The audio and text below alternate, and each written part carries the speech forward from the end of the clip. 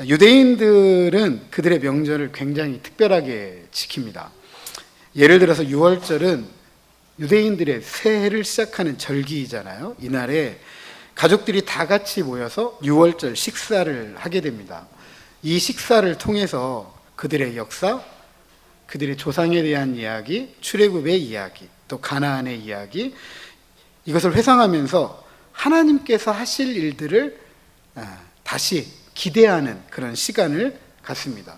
이 시간을 누가 주관하냐 하면 아버지가 주관을 해요. 아버지가 이 시간에 자녀들에게 유월절이 다른 날과 무엇이 다른지, 그리고 다른 날과 얼마나 특별한 날인지를 묻고 대답하면서 유월절을 오늘을 살아가는 자신들의 역사로 새롭게 이해를 하는 거죠. 제가 여기에서 말씀드리고 싶은 것은 민족적인 그들의 명절을 가족들이 특별하게 생각하며 모여서 옛일을 회상하면서 오늘을 새롭게 살아가고자 결심하고 결단한다라는 사실입니다. 이런 유대인들의 명절 개념에 비추어서 오늘 우리를 생각해 보면 저희는 좀 많이 다른 것 같아요. 많은 분들이 명절을 특별한 날로 생각하는 건 분명합니다. 그런데 왜 특별한 날이냐? 여러분 왜 특별하죠? 네. 나이 드신 분들은 자녀들이 찾아오고 가족들이 모이니까 특별한 날인데 요즘 젊은 친구들한테는 특별하게 길게 쉬어서 특별한 날입니다. 내년에는 연차, 월차 이렇게 되면 내년 추석은 한 10일 쉰다고 하더라고요. 제가 딱 보니까 그렇게 되겠어요. 네. 벌써부터 난리랍니다. 내년에 어디 갈지. 네. 벌써 어디 갈지. 네. 길게 쉬는 날. 특별하게 쉬는데 네. 좀 길게 쉬는 날이죠. 네. 그래서 이제 언제부턴가 이 기간에 여행 계획을 짜는 것이 아주 보편적이고요. 그리고 이번 추석 연휴 기간 동안 120만 명이 공항을 이용한다. 이렇게 벌써 기사에 나왔습니다. 물론 오해는 없으시기 바랍니다. 가족들과 함께 할 시간적인 여유가 없어서 여행을 계획하고 다녀오는 이런 일들이 제가 올바르지 않다라고 말을 하는 게 아닙니다. 오해는 없으셨으면 좋겠어요. 근데 명절, 특별하게 길게 쉬는 날, 단지 쉬는 날로서 이 명절을 지내버린다면 이 명절을 통해서 우리가 기억해야 될 것을 기억하지 못하고 망각하고 잊어버린다면, 그리고 그 기억을 통해서 우리가 살아야 할 삶을 준비하지 못한다라고 한다면 그것은 허무하게 지나가 버리는 시간일 뿐이다라는 사실이죠. 그래서 오늘은 이스라엘의 역사를 통해서, 특별히 유대인의 역사를 통해서 이 명절을 통해 우리가 기억해야 될 것이 무엇인지, 그리고 그 기억을 가지고 우리가 어떻게 살아가야 할 것인지 한번 말씀을 나누어 생각해 보고자 합니다. 잘 아시는 것처럼 유대인의 조상은 아브라함입니다. 아브라함의 아들 이삭, 그리고 그의 손자 야곱, 이 야곱 때에 이르러서 12지파의 조상이 태어나게 되죠. 그리고 이 12지파의 조상이 되는 야곱의 후손들이 기근을 피해가지고 애굽에 내려갑니다. 애굽에는 형들의 모함, 억울한 누명을 쓰고 애굽에서 종으로 있다가 죄인으로 있다가 애굽의 총리가 된 요셉이 있었잖아요. 이 요셉을 통해서 애굽에서 편안한 생활을 하다가 요셉을 알지 못하는 새로운 애굽의 왕이 일어서자 이스라엘 백성들이 노예 생활을 하게 됩니다. 그때 하나님께서 모세를 세워서 이집트에서 광야로 나오게 되는데, 이것을 우리가 잘 아는 출애굽이라고 하고요. 광야 40년 생활 지나고 오늘날의 팔레스타인 가나안에 입성하게 됩니다. 그리고 지파별로 땅을 분배받고 그 땅을 전쟁을 통해서 차지하게 되잖아요. 그러나 다윗이 통일하기까지 지파 간의 갈등이 굉장히 컸습니다. 그러나 솔로몬까지 다윗이 통일왕국을 이루고 민족적인 중흥의 역사를 써가게 됩니다. 하지만 그의 아들 르호보암이 잘못된 결정 때문에 통일왕국이었던 이스라엘이 두 왕국으로 나뉘게 됩니다.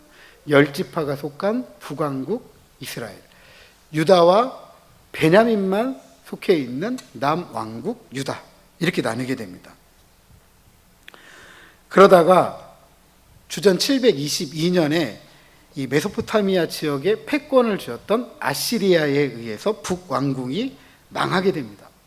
이 아시리아는 혼합 정책을 썼어요. 그래서 북왕국 이스라엘을 아시리아 제국의 다른 지역으로 이주시키고, 아시리아에 있던 다른 제국의 시민들을 이 북왕국 이스라엘에 이주를 시킵니다. 이렇게 되면 뭐가 문제가 되죠?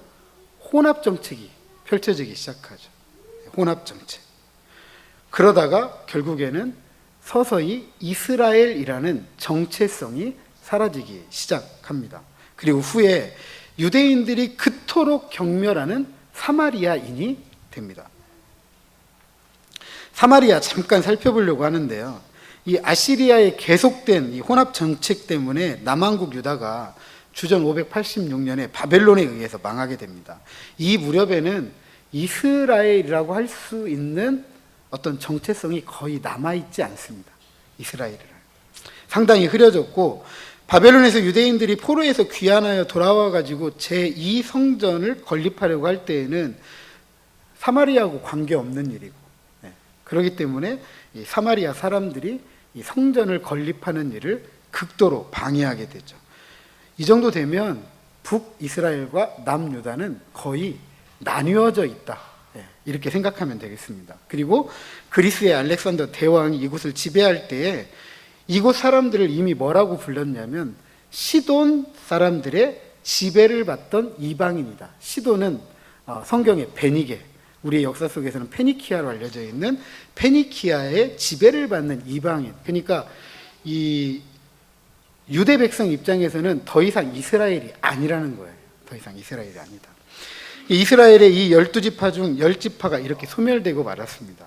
그래서 유대인들이 그토록 사마리아인들을 경멸했던 이유는 이방인이었기 때문에 그래요. 반면에 남왕국 유다를 구성하는 유다와 베냐민 지파는 앞서 말씀드렸던 것처럼 주전 586년에 바벨론에 의해서 예루살렘이 멸망하고 성전이 파괴되면서 바벨론 포로로 끌려가게 됩니다. 하지만 에레미야의 70년, 하나님께서 약속하셨던 70년, 이것이 약속이 성취되면서 바벨론에서 돌아오게 돼요. 바벨론이 페르시아에 의해서 망했기 때문입니다. 페르시아의 초대왕이었던 고레스가 칙령을 내리죠. 각 민족들은 자기 지역으로 돌아가라. 그래서 이 바벨론에서 끌려갔던 유다 백성들이 돌아오게 됩니다. 이 관용 정책 때문에 이 페르시아에 살고 있던, 바벨론 포로로 끌려갔지만 페르시아의 지배에 의해 받고 있던 이 유다 백성들이 두 번째, 세 번째 포로에서 돌아오게 됩니다. 그 대표적인 인물이 이제 제2성전을 건립했던 스룹바벨, 이후에 에스라가 돌아와서 이스라엘의 뿌리라고 할 수 있는 율법을 회복하고 율법을 가르치기 시작하죠. 그리고 이후에 느헤미야가 돌아와서 성벽을 중건하고 사회적인 정의를 실현하게 됩니다. 이로써 역사 속에서 자칫 사라질 수 있었던 이스라엘이 유대인을 통해서 하나의 공동체로 그 명맥을 이어갈 수 있게 되었습니다. 그래서 지금은 나라는 이스라엘이지만 그 나라를 살아가는 주된 민족은 유대 민족, 그래서 유대인이라고 합니다. 하지만 알렉산더 대왕의 이 그리스가 이 페르시아 제국을 지배하면서 예루살렘을 중심으로 한 유대 공동체가 위기를 또 맞게 돼요. 그것은 헬레니즘이라는 문화가 이 유대 민족 공동체 사이에 스며들기 시작하는 거죠. 알렉산더 대왕은 헬레니즘을 통해서 세계 시민을 만들고자 했어요. 그러니까 헬레니즘의 제국의 시민. 제국의 시민이 되려면 제국의 정치, 제국의 사회, 제국의 문화, 제국의 종교를 배워야 되잖아요. 그래서 유대 사회에 그리스의 교육기관인 김나지움, 경기장, 극장 이런 것들을 세워가면서 유대인들의 종교까지도 변화를 시키려고 노력합니다. 그래서 심지어 제2성전에서 주전 175년에 어떤 일이 벌어지기 시작하냐면 하나님께 드려지는 제사를 금지하고 성전에서 그리스의 신인 제우스에게 분향을 합니다. 그리고 하나님께 드려지는 제물은 부정한 짐승 드려질 수 없잖아요. 돼지는 부정한 짐승이기 때문에 하나님께 제사로 드린 적이 없어요. 그러나 그리스의 신인 제우스에게 제사를 드리는 데는 아무런 문제가 없습니다. 그런데 성전에서 제우스에게 돼지를 잡아서 분향을 하는 이런 사건이 벌어지게 됩니다. 안식일, 할례, 율법을 금지하고 율법책을 봐서는 안 되고 율법책을 소유해서도 안 되었습니다. 심지어 유대인이기 때문에 하나님과 언약의 백성이라고 하는 징표인 할례를 한 이 사람들을 붙잡아다가 다 쳐 죽입니다. 이 정도 되면 어떤 일이 벌어질까요? 유대 사회에서 이방인들을 그토록 경멸하는데 이방인들에 의해서 이렇게 민족적으로 신앙적으로 짓밟힐 때 어떻게 할까요?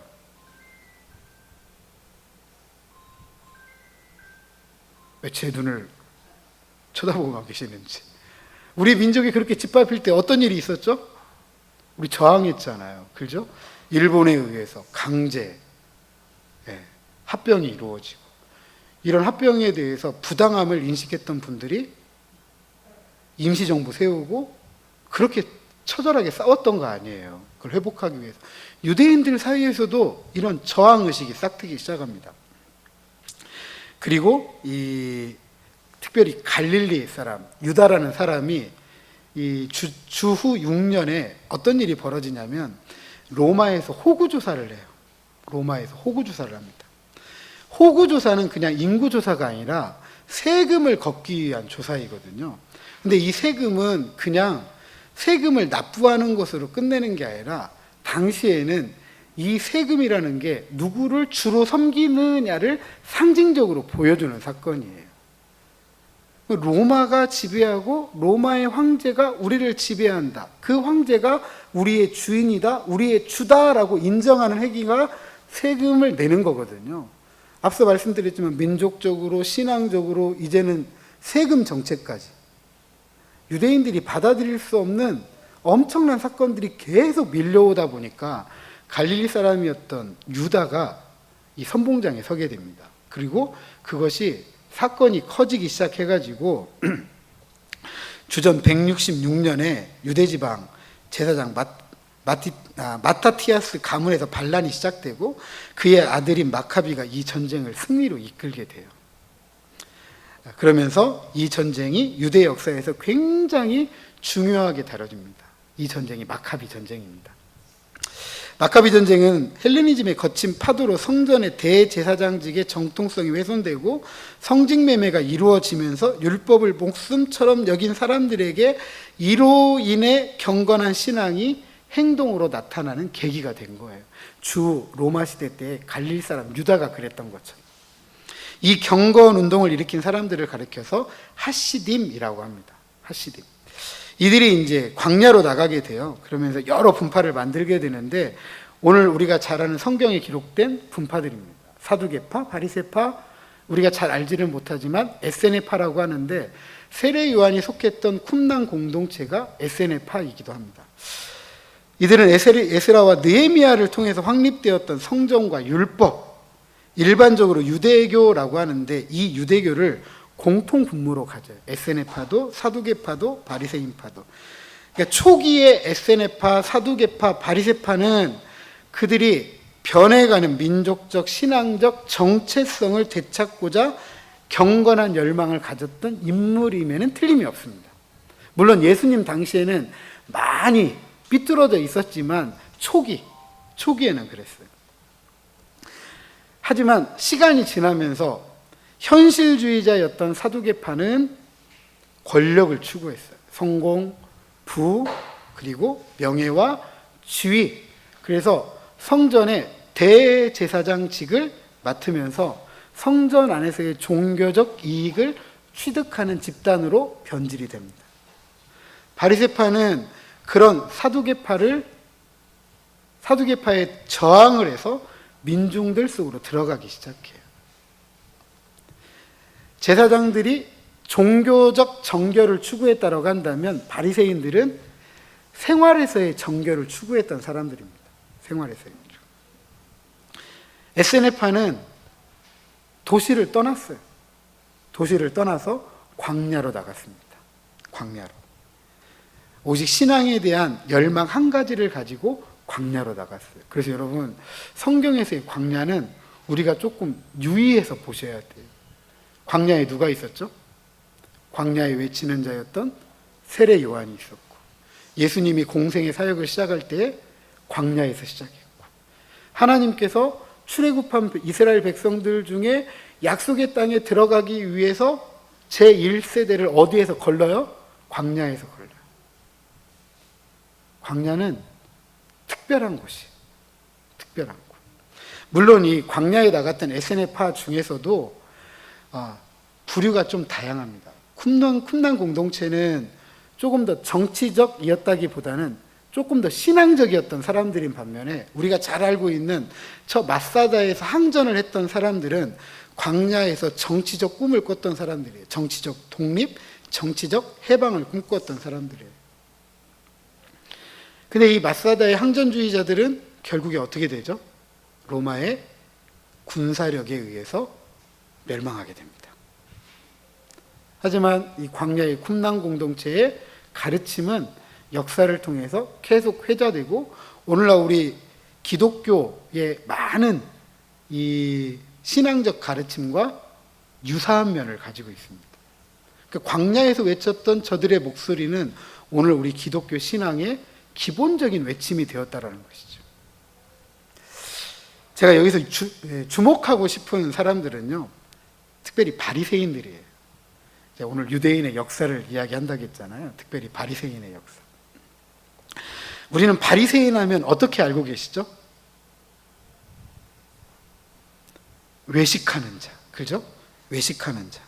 그래서 이 바리새인 하면 우리 생각에는 굉장히 부정적인 사람들입니다. 세례 요한은 이 바리새인들을 이렇게 표현해요. 독사의 자식들아. 그죠? 예수님은 이 바리새인들에게 뭐라고 이야기하냐면 화 있을진저, 화 있을진저, 이렇게 예수님이 책망을 합니다. 그런데 팔복에서 예수님께서 바리새인을 어떻게 평가하냐면 이렇게 평가합니다. 마태복음 5장 20절, 내가 너희에게 이르노니 너희 의가 서기관과 바리새인보다 더 낫지 못하면 결코 천국에 들어가지 못하리라. 누구의 의보다 낫지 못하면요? 바리새인의 의보다 낫지 못하면 천국에 못 들어간대요. 네. 예수님은 바리새인을 칭찬도 했어요. 그죠? 물론 예수님을 받아들이지 않은 바리새인들에 대해서 우리가 칭찬을 하고자 하는 게 아니에요. 그런데 이들이 왜 예수님에게 칭찬받는 의를 가지고 있었는지는 우리가 한번 살펴봐야 되잖아요. 어떤 의였는지. 그죠? 예수님께서 칭찬하신 바리새인의 의, 우리가 가진 성경에서 이 의를 규정하기란 좀 쉽지는 않아요. 하지만 성경에서 말하는 이 의는 하나님과 어떤 관계를 맺느냐는 거예요. 하나님과 좋은 관계를 맺었을 때에는 그것을 의라고 하지만, 하나님과 좋지 않은 관계를 맺었을 때에는 불의라고 말을 하는 거죠. 그러니까 예수님께 책망받았던 바리새인들은 하나님과 올바른 관계를 맺지 못했던 거예요. 못했던 것.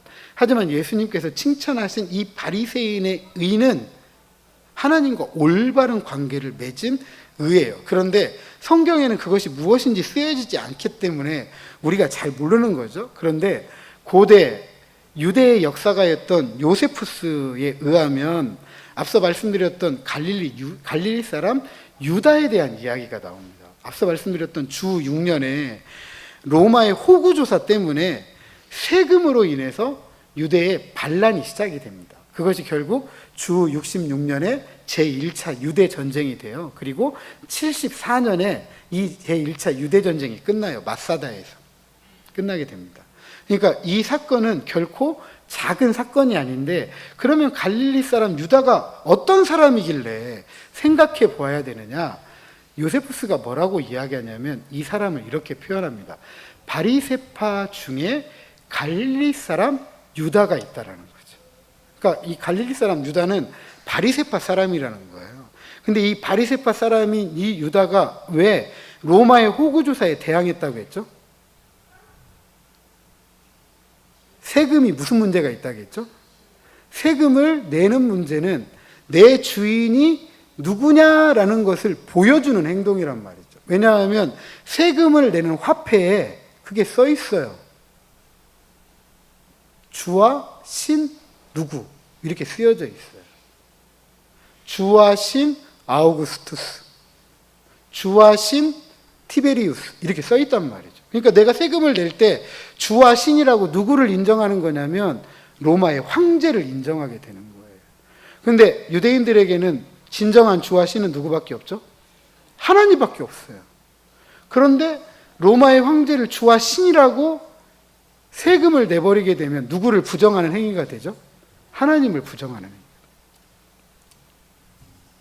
그러니까 갈릴리 사람이 유다가 그걸 인정할 수 없는 거예요. 뭘 인정할 수 없는 거예요? 내 주는 하나님밖에 없다. 나는 로마의 황제를 나의 주라고 인정할 수 없다라고 한 거죠.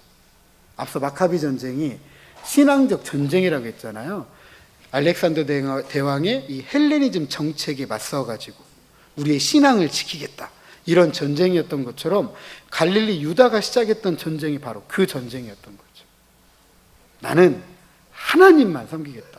무엇을 걸고요? 무엇을 걸고? 목숨을 걸고. 목숨을 걸고. 주 6년에 시작된 일이기 때문에 예수님이 언제 공생에 시작하셨죠? 보통 예수님의 탄생을 주전 3년에서 4년이라고 생각합니다. 그러면 주 6년이면 예수님이 한 10살 되던 해이고 예수님이 공생애를 시작한 해가 주 한 27년 되니까 역사적으로 몇 년밖에 차이 안 나요. 약 20년 정도밖에 차이가 없어요. 그러면 이 유대의 이 역사를 유대인들이 알았을까요? 몰랐을까요? 알았죠. 작은 일이 아니기 때문에, 유대인들에게 큰 일이었기 때문에 이 갈릴리 유다 사람의 이 일은 작은 일이 아니에요. 회자되고 또 회자되고 회자되고 또 회자됐을 거라는 거죠.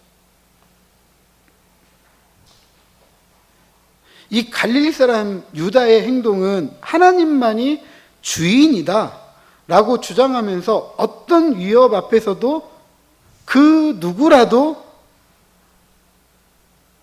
나는 하나님에 대해서 목숨을 걸고 지키겠다라는 이런 심정으로 전쟁을 시작하겠습니다. 예수님은 바리새인의 의를 여기에 비유를 하신 거예요. 하나님에 대해서 목숨을 걸고 지켰던 이들이다라는 것이죠.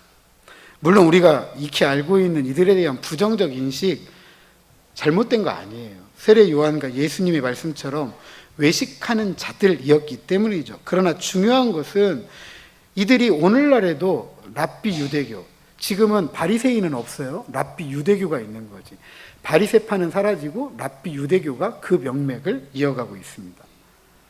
그리고 그 영향력이 적지가 않아요. 그 영향력이. 저는 이 부분을 우리의 신앙에 좀 적용했으면 좋겠습니다. 오늘날 우리가 바리새파 랍비 유대교를 인정하지 않는 것은 앞서 말씀드렸던 것처럼 한 가지예요. 그들이 외식하기 때문이죠.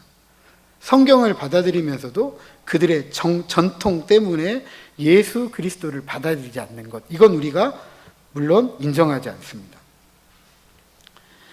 하지만 이들이 만들어 놓은 전통, 이걸 미시나라고 하는데, 이 미시나는 그들이 살아가는 삶의 현장 속에 어떻게 성경을 적용할 것인가에 대한 고민이 담겨져 있는 책이에요.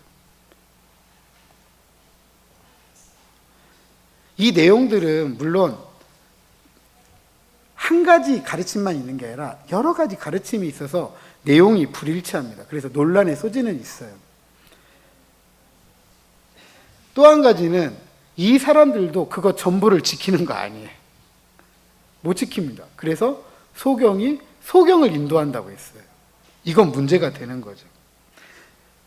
자기들이 지키지 못하는 것을 백성들에게 지키라고 요구하는 것, 이거 굉장히 잘못된 일이잖아요.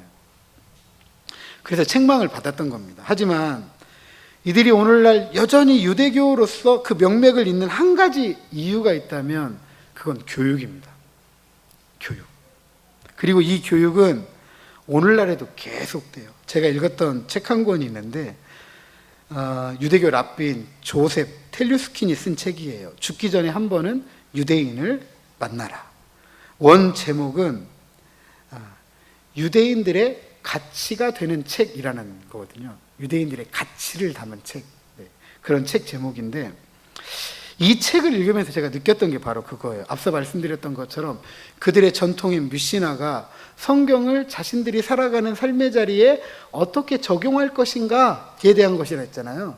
근데 이 책을 보면 고대 유대교, 그 다음에 중세 유대교, 근대 유대교, 현대 유대교가 다를 거 아니에요. 그죠? 뭐가 다르냐면 시대가 다르잖아요. 상황이 다르고 환경이 다르잖아요. 그러니까 변해가는 시대 속에서 계속 고민을 한 거예요. 어떻게 하면 우리 삶에 이 하나님의 말씀을 적용해 볼까? 어떻게 하면 이 하나님의 말씀이 우리의 삶에 적용이 될까를 고민한 흔적들이 그 책 곳곳에 드러나 있는 거예요. 제가 너무 깜짝 놀랐어요. 우리는 별로 고민하지 않잖아요. 이 말씀이 우리의 삶에 어떻게 적용이 될까? 그렇게 고민하지 않아요. 그냥 한 가지만 생각하죠. 하나님만 잘 믿으면 돼. 예수님만 잘 믿으면 돼. 그러다 보니까 믿는 건 알겠는데 그 믿음이 우리의 삶에 어떻게 적용이 돼야 될지에 대해서는 그렇게 많이 고민을 하지 않는 거죠. 삶 그렇게 못 살아도 괜찮아요. 믿기만 잘하면 천국 가니까. 그런데 이건 정말 오해입니다. 예수님이 언제 믿기만 잘하라고 했나요? 살기도 잘 살아야 된다고 했죠. 저를 한번 따라 사십니다. 올바로 믿고 올바로 살자. 옆에 있는 분들에게요. 올바로 믿으시고 올바로 삽시다. 성경은 이걸 가르치는데 우리는 언젠가부터 믿음만 강조하고 삶은 자꾸 뒤에 놓았다는 거죠. 근데 유대인들은 그렇지 않았다는 거예요. 이 성경을 가지고 끊임없이 어떻게 오늘 우리 삶에 적용할 것인가를 고민했다라는 거죠. 고민했다라는 거죠. 그런데 이 고민이 어디에서 이루어졌느냐가 참 중요합니다. 학교에서 이루어지지 않았어요. 앞서 말씀드렸지만 어디에서부터 시작됐다고 했죠? 가정. 가정. 가정.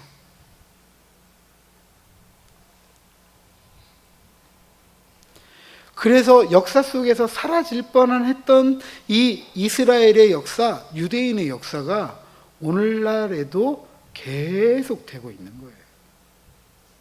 우리가 읽은 잠언 10장 21절 이렇게 가르칩니다. 우리 한 번 더 읽어보시죠. 잠언 10장 21절 시작. 의인의 입술은 여러 사람을 교육하나 미련한 자는 지식이 없어 죽느니라. 아멘. 이것을 증명이라도 하듯이요. 권력을 추구했던 사두개파, 성전의 이익을, 성전의 부를 자기 배 채우는데 이용하고자 했던 이 사두개파는 성공과 부, 명예와 지위를 가르치고 쫓다가 주 70년의 유대 전쟁 후의 역사 속에서 사라지게 됩니다. 또한 신앙의 경건한 열망을 가지고 광야로 나갔던 이들 중에 앞서 말씀드렸던 정치적 항전을 통해서 민족의 독립과 해방을 취하겠다 했던 그들 모두도 죽고 말았습니다. 물론 이스라엘에게는 마사다는 항전의 역사로 기억되는 곳입니다. 그래서 이스라엘의 아이들은 수학여행을 꼭 마사다로 갑니다. 제가 성지순례 갔을 때에도 마사다로 수학여행을 온 이스라엘 아이들을 봤어요. 그리고 또 가는 데가 있어요. 수학여행. 그곳은 어디냐면 폴란드에 있는 아우슈비츠입니다. 아우슈비츠. 2차 대전 때 어떻게 유대인들이 참혹하게 죽어갔는지를 그들은 지켜봅니다.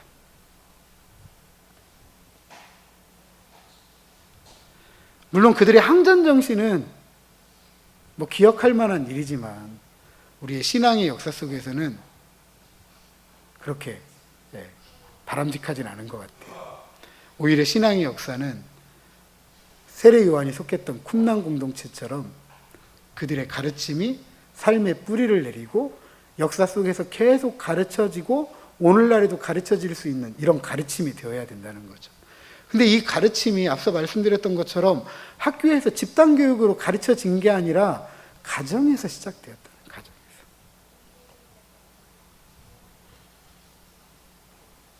의인의 입술은 세대와 세대를 지나면서 가르쳐지고 교육되니까 오늘날까지도 이어지는 거라는 거죠. 그렇다면 특별하게 쉴 수 있도록 허락된 이 명절에 우리 가정과 우리 가문, 세대와 세대를 지나가면서 여전히 우리 가정, 우리 가문으로서의 정체성을 갖도록 하려면 우리 무엇 해야 될까? 성공과 부, 지위와 명예를 가르쳐야 할까? 그렇지 않으면 허망한 꿈을 위해서 삶을 내던지는 그런 삶을 가르쳐야 될까? 저는 이것은 아니어야 된다라고 생각이 됩니다.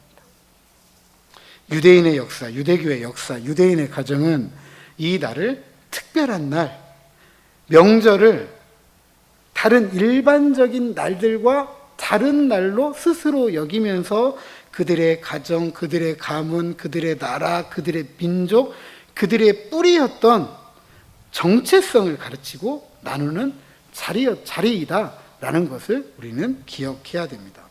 그래서 역사 속에 사라져도 몇 번은 사라질 수 있었던 이스라엘 유대인이 오늘날에도 역사를 살아가고 있다라는 것을 우리는 기억해야 됩니다. 그렇다면 우리도 우리의 역사, 신앙의 역사, 우리 가정의 특별한 이 일들에 대해서 특별한 이 명절에 우리의 뿌리, 특별히 우리가 가지고 있는 신앙의 정체성을 함께 가르칠 수 있다라고 한다면 그것은 세대를 넘어서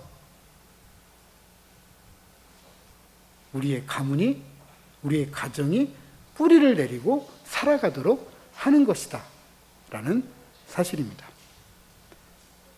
요즘 TV 보면 연일 답답하고 이게 분노 게이지가 날마다 좀 상승을 많이 합니다. 한 가지는 대정부 질문하는데 국회가 일을 하잖아요. 대정부 질문. 정부가 일을 잘하나 일을 못하나 점검하고 일을 잘할 수 있도록 견제하면서 대정부 질문을 하는데 언제부터 대정부 질문할 때 우리 민족의 뿌리 때문에 이렇게까지 시끄러운 날이 있었나요? 참 답답합니다. 또 한 가지는 국가인권위원장 후보에 한 장로님이 후보로 지명을 받고 청문회를 했습니다. 대법관 출신인가 헌법재판관 출신인가 기고 제가 알고 있는 장로님의 동생분이십니다. 굉장히 투철한 신앙이세요. 그래서 이 청문회 하면서 이 자리가 마치 그 신앙에 대해서 변론을 하러 나온 자리인 것처럼 느껴질 정도로 이 국회의원들이 집요하게 신앙에 대한 문제를 건드는 거예요. 집요하게. 국가인권위원회하고 창조론하고 뭔 관계가 있나요? 그럼에도 불구하고 이 장로님께서 꿋꿋하게 이야기를 하시더라고요. 본인은 진화론도 가르쳐야 되지만 창조론도 가르쳐야 된다 이렇게 생각한다고 하면서 꿋꿋하게 이야기를 하시더라고요. 참, 그래도 어쨌든 그런 분이 있어서 좀 감사하기도 합니다. 그만큼 제가 말씀드리고 싶은 건 그만큼 우리 사회가 이렇게 혼란하고 혼잡하다는 것이고 우리의 신앙도 그런 여러 가지 사회적인 도전 앞에서 흔들리고 있는 이때에 우리들의 가정이 그렇게 흔들리면 되겠느냐는 거죠. 부디 소망하기는